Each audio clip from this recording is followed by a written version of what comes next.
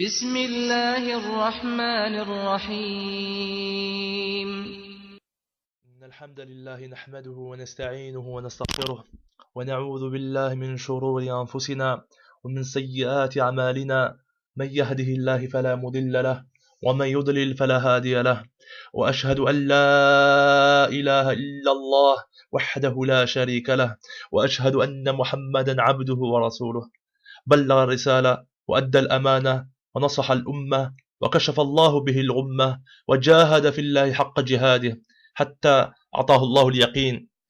أما بعد، أيها الإخوة والأخوات، السلام عليكم ورحمة الله وبركاته.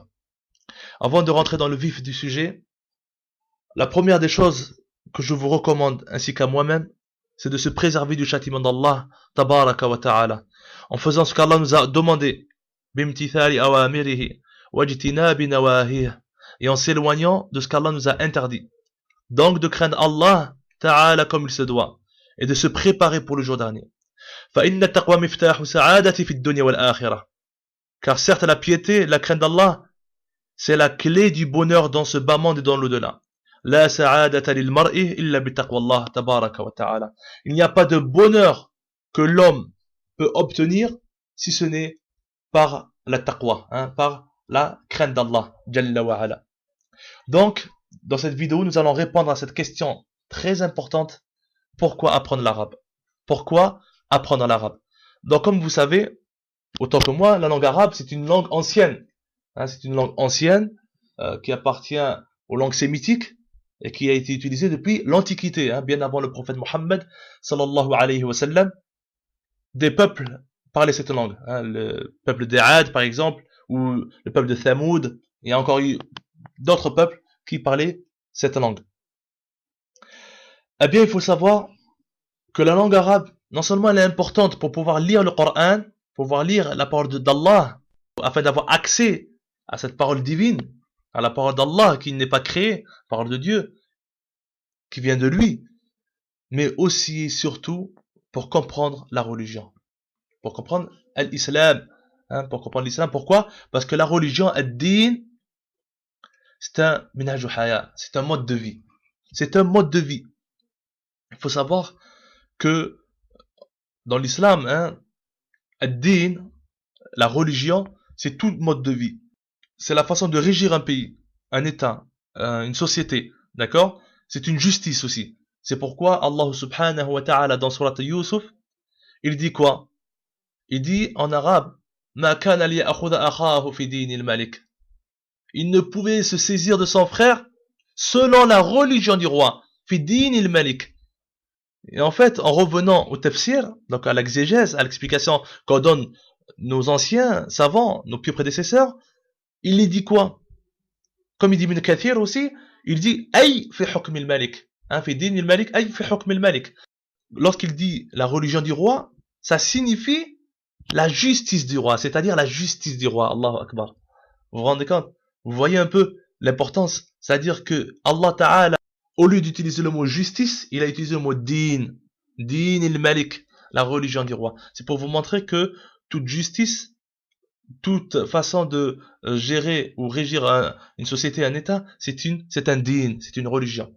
Donc, on doit apprendre l'arabe pour connaître ce din, pour connaître ce mode de vie qu'Allah Ta'ala nous a enseigné et nous oblige à suivre. Voilà.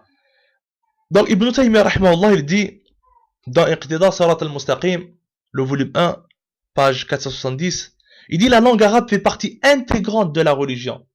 La langue arabe fait partie intégrante de la religion et son apprentissage est une obligation. Pourquoi? Il explique. Car la compréhension du Coran et de la Sunna est obligatoire. Et ils ne peuvent être compris que par l'intermédiaire de la langue arabe. Vous avez compris?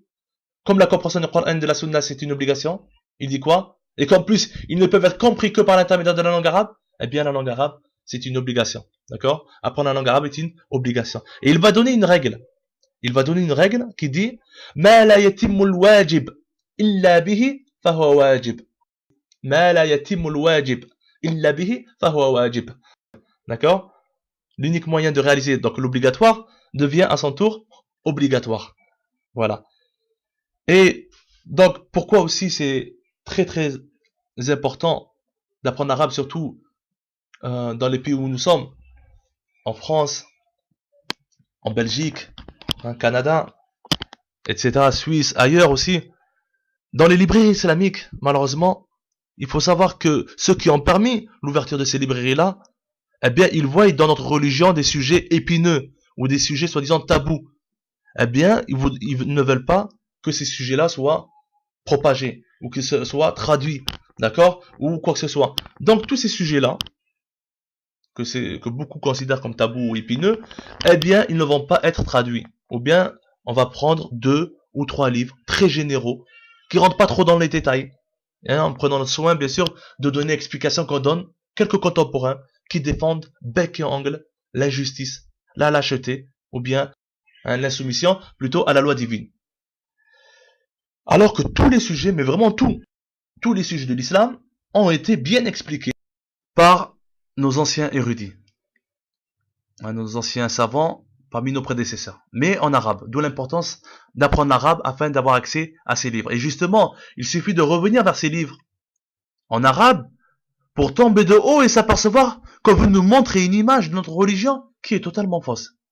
Et cela à cause de certains prêcheurs qui nous appellent indirectement à une insoumission à la loi divine sur terre, mais plutôt à une apparence seulement de la religion et en même temps au respect et à la soumission d'une chose qui est autre que l'islam, à des valeurs qui ne sont pas les nôtres, en tout cas qui ne sont pas celles de l'islam, et à des choses même qui combattent l'islam. Eh bien, ces prêcheurs-là, ils ont beau se montrer avec l'apparence de la sunna, masha'Allah, mais pour ceux qui connaissent très bien les sources de l'islam et qui font l'effort de les connaître et de les suivre, eh bien, leurs propos les trahissent. C'est pourquoi nos anciens, et c'était la parole de Ali ibn Abi Talib radiyallahu anhu, il disait La yu'arafu al-haqqu bil-rijal, Allahu akbar. On ne connaît pas la vérité par les gens. Rijal, c'est pas n'importe qui. Les érudits, les savants. On ne connaît pas la vérité par les gens. Aujourd'hui, c'est le contraire. Subhanallah. Aujourd'hui, shabab, les jeunes, beaucoup de jeunes, ils ont prétendu connaître la vérité par les gens. Vous voyez, ils vont dans les librairies islamiques et prennent n'importe quel livre. Ils vont les lire juste parce que on leur a dit, voilà, c'est un grand savant, ben il faut le suivre. Ou bien, ils vont délaisser n'importe quel livre. Pourquoi? Parce que l'auteur de ce livre a eu des mises en garde par un tel, alors ils vont pas le lire. C'est comme ça qu'on suit la religion. C'est comme ça qu'on reconnaît la vérité. Nos anciens érudits nous ont enseigné la phrase suivante. I'araf al-haq, ta'arif ahlah. Connais la vérité et tu connaîtras ces gens. C'est la légende de la vérité. D'où l'importance d'apprendre la langue arabe afin de comprendre cette religion, afin de comprendre le sens réel de cette religion, afin que notre vie ait enfin un sens, afin que nous puissions pratiquer les injonctions divines. Mais surtout, pour la satisfaction d'Allah, afin qu'Allah subhanahu wa ta'ala soit satisfait de nous. Voilà pourquoi on apprend l'arabe, et non pas seulement pour écouter les durus dans le net. Non, mais plutôt pour savoir si ces durus-là, on nous raconte des mensonges ou pas.